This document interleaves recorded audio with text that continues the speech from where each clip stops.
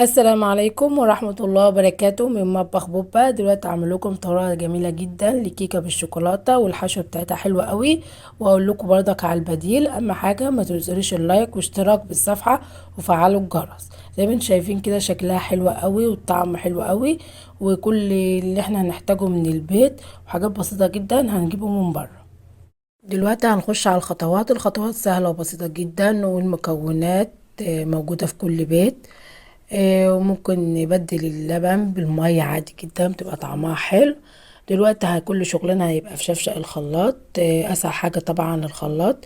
دلوقتي جبنا الشفشق، هنحط كوباية سكر وثلاث حبات بيض وكوباية الا ربع لبن، ممكن نبدلها بالمية عادي جدا، ونص كوباية زيت، وكيسين فانيليا. وهنضرب كل المكونات دي كويس قوي في الخلاط. زي ما انتم شايفين كده هنضربها في خلاط. دلوقتي هنجيب كوباية ونص بالظبط من الدقيق مع معلقتين كبار كاكاو مع كيس بيكنج باودر. وخلي بالكم بالبودر عشان البودر ساعات بيبقى مش حلو، مش هيخلي الكيكه بتاعتكم تنفش معاكم. خلي بالكم من البيكنج باودر. دلوقتي هنقلبهم كويس قوي لحد ما الكاكاو يخش في الدقيق.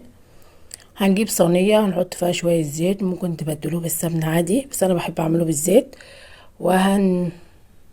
نرصها كويس في قلب الصينيه، اي صينيه انتوا حابين تعملوا فيها. دي مقاس الصينيه دي وسط، احنا مش عاوزينها عاليه قوي، يعني ممكن تعملوا الصينيه الكبيره، هي الوسط حلوه قوي. دلوقتي انا ببدل الدقيق، هعملها بالكاكاو عشان خاطر الكيكه بتاعتنا بنيه عشان تبقى شكلها حلو من تحت. انا بفضل على طول اما الكيكه تبقى بنيه نعملها بالكاكاو. دلوقتي احنا عملنا الدقيق اهو، هننزل عليه بالخليط وهن هنقلبه كويس قوي لحد ما يختفي. وممكن تحطوه في قلب الشفشة عادي يتضرب مع المكونات، اما تضربوا المكونات الاول وبعد كده ننزل عليه الدقيق. ممكن تعملوه في قلب شفشة عادي، هي الكيكة عادية خالص وبسيطة جدا بس بجد النتيجة حلوة قوي. واقول لكم على المكونات اللي هي الحشوة بتاعتها. ممكن تجيبوها جاهزة او ممكن تعملوها انت في البيت عادي جدا. زي ما انتم شايفين كده، طبعا احنا قايدين الفرن على نار يعني فوق متوسطة شوية، عاوزينها على درجة حرارة 170. زي ما انتم شايفين كده احنا مش عاوزين الكيكة تعلى خالص، عاوزينها تبقى وسط عشان احنا هنحشيها حشوة تعليها زي ما انتم شفتوا كده في اول الفيديو. دلوقتي احنا حاطينها بتقعد بالظبط في الفرن 25 دقيقة بالظبط. دلوقتي هنخش على المكون التاني اللي هو الحشوة. زي ما انتوا شايفين كده احنا بنحضر الطبقة التانية.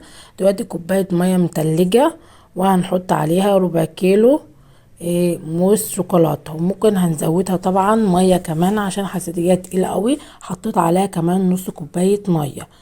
هي جاية جاهزة من غير اي سكر ولا اي حاجة، جاهزة. دلوقتي ممكن نقولك على البديل. دلوقتي هقول لكم على البديل. دلوقتي احنا طلعنا زي ما انتوا شايفين كده الكيكة وسيبناها تبرد خالص وبنخرمها، وهنحط عليها كوباية لبن او ممكن تحطوا نص كوباية.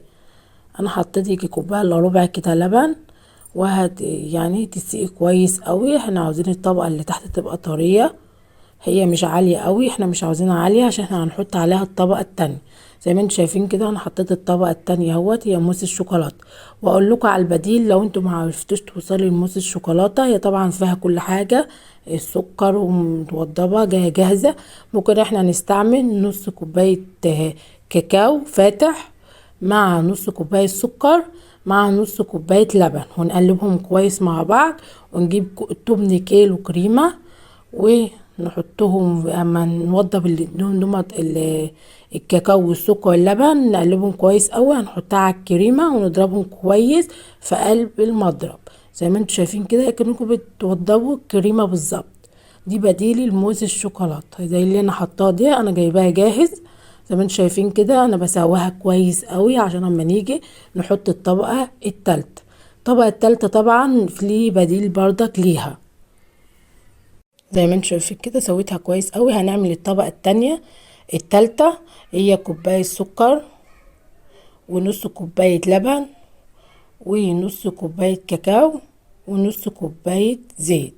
ممكن انتوا تستبدلوها، تجيبوا قطع الشوكولاتة وتسيحوها على النار عادية خالص. بس لو اللي مش عنده شوكولاتة ممكن يعمل زي الطريقة دي بالظبط. وهنقلبها على البارد الاول، وبعد كده هنحطها على النار زي ما انتوا شايفين كده. انا حطيتها على النار لحد ما غليت كده وشلتها على طول من على النار، وسيبها تبرد. بس مش عاوزينها تبرد خالص، احنا عاوزينها تبقى دافية عشان نيجي نحطها على الكيكة تبقى تعرف تفرد معانا. انا سبتها تدفى بس هي دفيت اوي يعني بردت معايا.